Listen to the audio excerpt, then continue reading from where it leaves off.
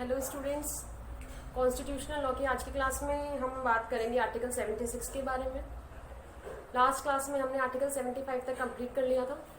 Article 76 एक नए topic को इंट्रोड्यूस करवाता है हमसे, जो बात कर रहा है the attorney general of India, means Bharat का महान्यायवादी। एक बहुत इंपॉर्टेंट आर्टिकल है और इस आर्टिकल में से कई क्वेश्चंस ऐसे भी बनते हैं जो कंपटीशन एग्जाम्स में आपसे पूछे जाते हैं।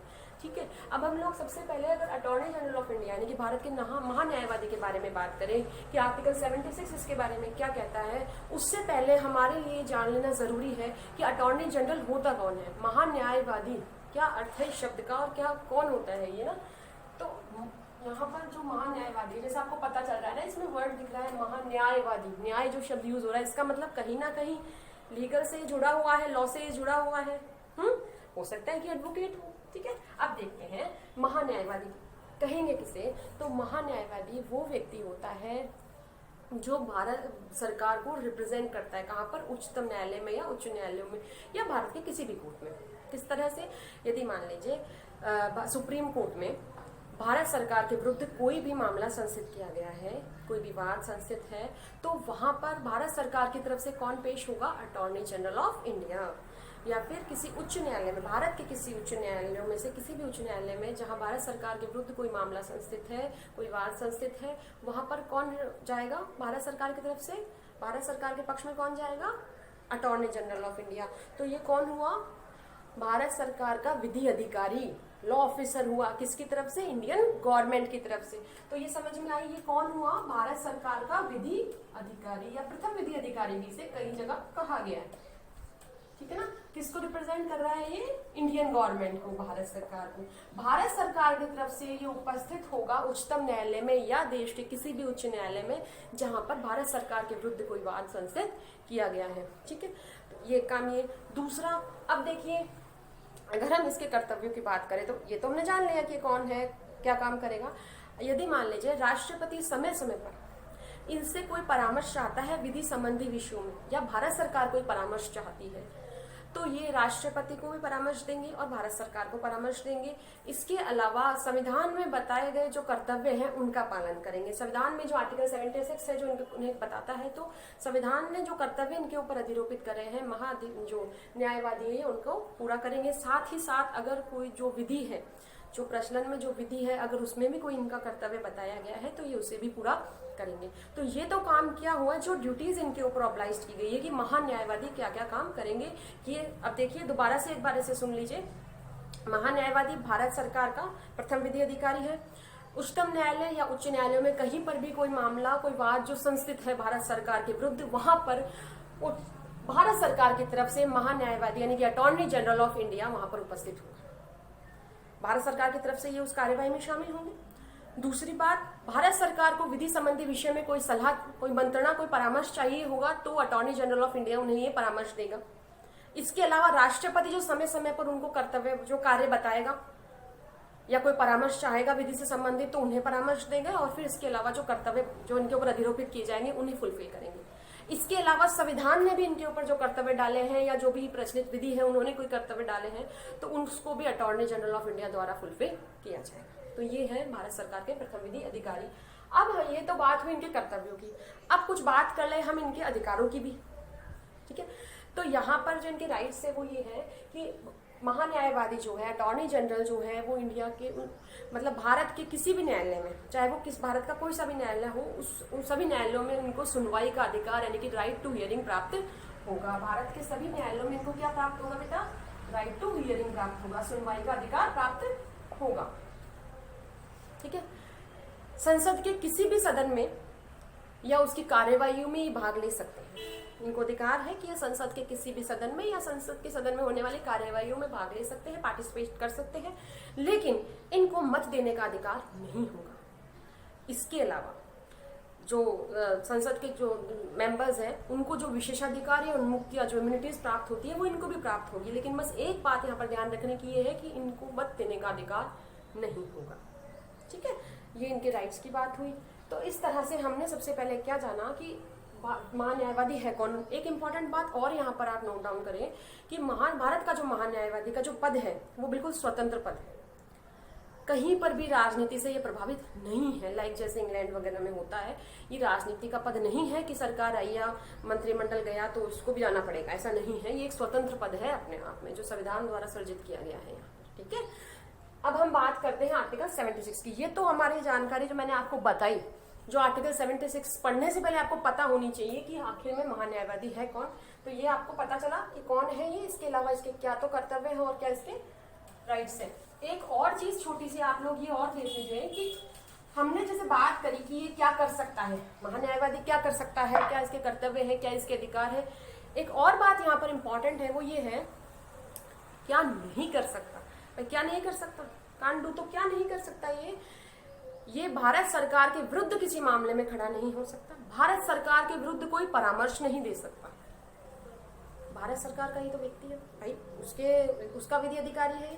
तो इसलिए अटॉर्नी जनरल जो है वो भारत सरकार के विरुद्ध किसी प्रकार का कोई परामर्श भी नहीं दे सकता, भारत सरकार के विरुद्ध किसी मामले में वो खड़ा नहीं हो सकता। इसके अलावा भारत सरकार की अनुमति के बिना ये किसी आपराधिक मामले में अभियुक्त का प्रतिवाद भी नहीं कर सकता और किसी कंपनी के संचालक पद पर नियुक्ति भी नहीं ले सकता, ठीक है। तो ये कुछ ऐसे पॉइंट्स थे जो मैंने आपको बताया कि ये क्या नहीं कर सकता। इतना होने के बाद आप लोगों के माइंड में ये चीज क्लियर हो गई होगी कि अटॉर्नी जनरल ऑफ इंडिया है कौन, क्या उसकी ड्यूटीज है, लाइबिलिटीज है, और प्लस वो क्या उसके राइट्स क्या है, कैन डू और कैन नॉट डू, जो दोनों चीजें हैं वो आपके अच्छे से क्लियर हो गई होगी कि वो क्या कर सकता है और क्या नहीं कर सकता। अब हम बात करेंगे आर्टिकल 76 की, तो आपको ज्यादा अच्छे से समझ में आएगा। आर्टिकल 76 4 क्लोजेस में बटा हुआ है, close first, second, third and fourth. Article 71 का क्लोज फर्स्ट इसकी अपॉइंटमेंट के बारे में बात करता है, नियुक्ति के बारे में बात। भारत का महान्यायवादी किसके द्वारा नियुक्त किया जाएगा बेटा? भारत का महान्यायवादी जो है राष्ट्रपति द्वारा नियुक्त किया जाएगा। किसके द्वारा अपॉइंट होगा? बाय द प्रेसिडेंट, राष्ट्रपति द्वारा नियुक्त किया जाएगा। और फिर साथ में ही अपॉइंटमेंट के साथ इसमें क्वालिफिकेशन की भी बात कर ली गई है कि इसकी क्या क्वालिफिकेशन होगी। तो राष्ट्रपति द्वारा नियुक्त होगा। कहने का 76 का क्लोज फर्स्ट कहता है कि ऐसा व्यक्ति जो कि राष्ट्रपति ऐसे व्यक्ति को अटॉर्नी जनरल के पद पर नियुक्त करेगा जिसमें कि सुप्रीम कोर्ट के जज होने की क्वालिफिकेशंस हो, जो उच्चतम न्यायालय का न्यायाधीश होने की क्वालिफिकेशंस रखता हो। तो हमारे लिए जान लेना जरूरी है कि कौन सा पर्सन उच्चतम न्यायालय का न्यायाधीश नियुक्त होने की अर्हता रखता है, क्योंकि सेम है दोनों की क्वालिफिकेशंस। आर्टिकल 124 में हम जैसे पढ़ेंगे, ठीक है ना। तो मैं आपको यही बता देती हूँ उनकी क्वालिफिकेशन कैसी है, सेम एज जज ऑफ सुप्रीम कोर्ट, जैसी कि सुप्रीम कोर्ट के जज की है वैसे ही इनकी क्वालिफिकेशन है। यानी कि जो व्यक्ति अगर उच्चतम न्यायालय का न्यायाधीश नियुक्त हो सकता है वही व्यक्ति यहाँ पर महान्यायवादी नियुक्त किया जाएगा। अब उच्चतम न्यायालय का न्यायाधीश कौन हो सकता है भाई? First, citizen of India. क्या जरूरी है उसका? कि वो भारत का नागरिक हो, ये शर्त तो मस्ट है ही है। प्लस अब 3 ऑप्शन दे रखे हैं आपको, और एंड और, ठीक है। इनमें से कोई एक योग्यता, क्या? पहली तो ये कि वो व्यक्ति भारत का नागरिक हो, साथ साथ ये होना चाहिए कि उसे 5 इयर्स या उससे ज्यादा का एक्सपीरियंस हो, 5 साल का, कम से कम उसको 5 साल का अनुभव हो हाई कोर्ट या फिर 2 से ज्यादा हाई कोर्ट्स में एज अ जज वो रहा हो, ठीक है। क्या होना चाहिए उसमें? या तो ये क्वालिफिकेशन होनी चाहिए कि उस व्यक्ति को उच्च न्यायालय, एक उच्च न्यायालय या दो से अधिक उच्च न्यायालयों में वो व्यक्ति न्यायाधीश रह चुका हो कम से कम 5 वर्ष के लिए। या फिर अगर ऐसा नहीं है तो 10 years, at least 10 years experience as an advocate in high court और 2 or more high courts in India. या फिर एटलीस्ट उसे 10 साल का अनुभव हो अधिवक्ता के रूप में। कहाँ का?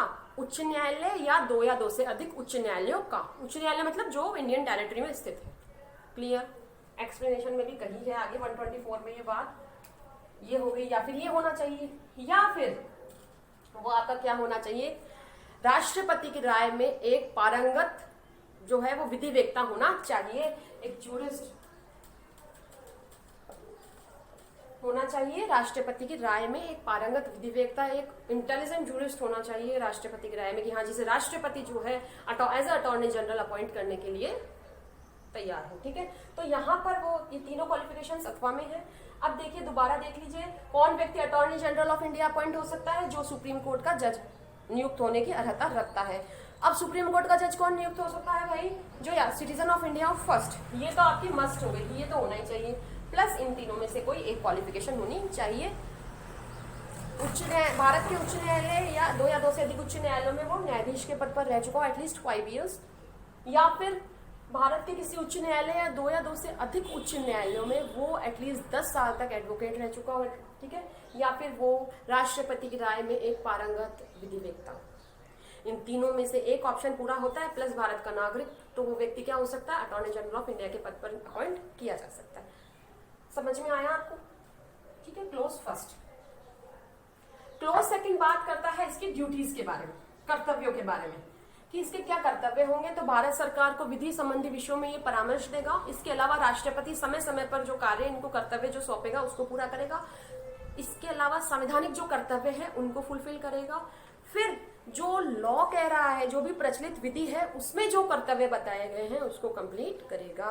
तो इस तरह से आर्टिकल 76 का क्लोज 2 बात करता है अटॉर्नी जनरल की ड्यूटीज के बारे में, जो कि आप कह रहा है भारत सरकार को विधि संबंधी विषयों में परामर्श देने के कर्तव्य की बात कर रहा है, प्लस राष्ट्रपति जो उनको समय समय पर जो कर्तव्य या जो कार्य सौंपेंगे वो करेगा, प्लस संविधान में यानी कि कॉन्स्टिट्यूशन में जो उनको कर्तव्य सौंपे गए हैं वो करेगा, प्लस जो भी एनफोर्सेबल लॉ है उसके अकॉर्डिंग जो उनको कर्तव्य दिए गए हैं वो पूरे करने होंगे। क्लियर हो गई बात? फिर बात करते हैं हम यहाँ पर आके अटॉर्नी जनरल के राइट्स के बारे में। तो यहाँ पर दे रखा है कि थर्ड जो क्लोज है वो बात करता है राइट टू हियरिंग, कि अटॉर्नी जनरल ऑफ इंडिया जो होगा उसको भारत के समस्त न्यायालयों में सुनवाई का अधिकार प्राप्त होगा। ठीक है बेटा, उसे सुना जाएगा भाई, सब न्यायालय में सुना जाएगा, उसको सुनवाई का अधिकार प्राप्त हो गया। फिर अब फोर्थ बात करता है यहाँ पर आपकी अटॉर्नी जनरल ऑफ इंडिया राष्ट्रपति के प्रसाद पर्यंत यानी कि उसके प्लेजर से पद धारण करेगा। क्या कहता है क्लोज 4 कि जो भारत का महान्यायवादी है वो राष्ट्रपति के प्रसाद पर्यंत पद धारण करेगा। डॉक्ट्राइन ऑफ प्लेजर की हम बात करेंगे आगे, जब आर्टिकल 311 की बात करेंगे, 10 की बात करेंगे तब। तो प्रसाद पर्यंत जो बात करता है राष्ट्रपति के प्रसाद पर्यंत पद धारण करेगा। इसके अलावा इसका जो पारिश्रमिक होगा, किसकी बात करता है क्लोज 4? पारिश्रमिक की। ध्यान रखिए यहाँ वेतन शब्द यूज नहीं किया गया है, पारिश्रमिक की बात की गई है, रेम्युनरेशन की बात की गई है। तो यहाँ पर जो अटॉर्नी जनरल ऑफ इंडिया जो रेम्युनरेशन डिसाइड कर, वो जो उसका रेम्युनरेशन होगा वो कौन डिसाइड करेगा? प्रेसिडेंट। ध्यान रखना, कईयों के दिमाग में ये आ रहा होगा कि मैम संसद, पार्लियामेंट, क्योंकि अब तक यही होता आ रहा है, ठीक है ना, लेकिन ये अलग है और एक क्वेश्चन पूछा भी जाता है कॉम्पिटिशन एग्जाम्स में, ठीक है ना, अपॉइंटमेंट के बारे में, इसके रेम्युनरेशन के बारे में, राइट्स एंड ड्यूटीज के बारे में।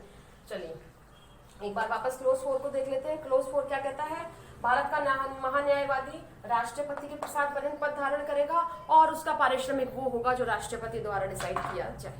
ठीक है, तो स्टूडेंट्स इस तरह से हमारा आर्टिकल 76 और एक बहुत इंपॉर्टेंट टॉपिक आपके सब्जेक्ट का attorney general of India complete हुआ। नेक्स्ट लेक्चर में मिलते हैं, तब तक thank you all of you.